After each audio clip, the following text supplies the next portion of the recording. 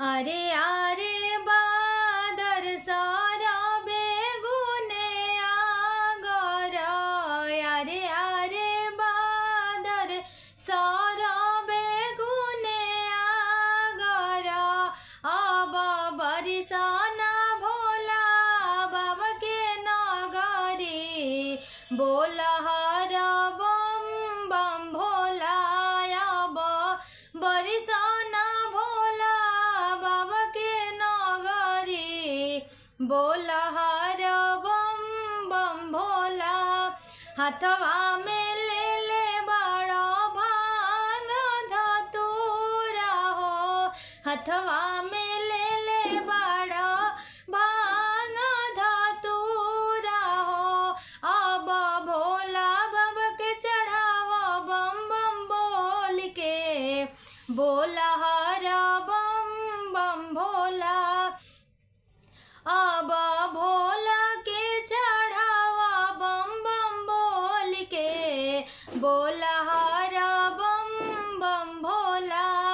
अरे अरे बादर सारा बेगुने आगर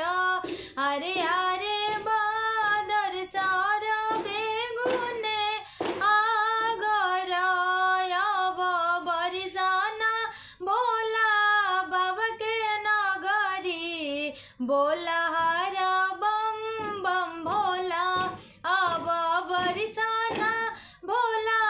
बाबा के नगरी बोला हर बम बम भोला हाथवा में ले बड़ा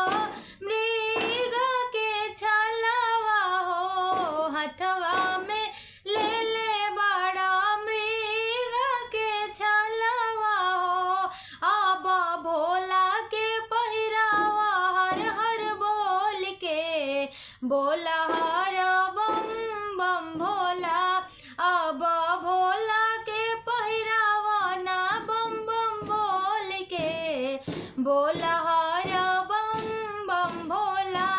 अरे अरे बादर सारा बेगुने आगर अरे अरे बादर सारा बेगुने आगर अब बरिसाना भोला बाबा के नगरी बोला हर बम बम भोला अब बरिसाना भोला बाबा के नगरी बोला हर बम बम भोला अब बरिसाना देव घर नगरी बोला हर बम बम भोला अब बरिसाना काशी के नगरी बोला हर बम बम भोला अब बरिसाना हरिद्वार नगरी बोला हर बम बम भोला अब बरिसाना केदारनाथ नगरी बोला हर बम बम भोला। तो यही रहला भोलेनाथ जी के गीत, भोला के भजन, सावन स्पेशल गीत। अगर आप सबके अच्छा लगल हो तो हमारे चैनल के जरूर जरूर जरूर सपोर्ट करब जा, लाइक करब जा, सब्सक्राइब करब जा, शेयर करब जा, बेल आइकन के जरूर प्रेस कर देगा ताकि हमारे नए वीडियो के नोटिफिकेशन आप तक जाए।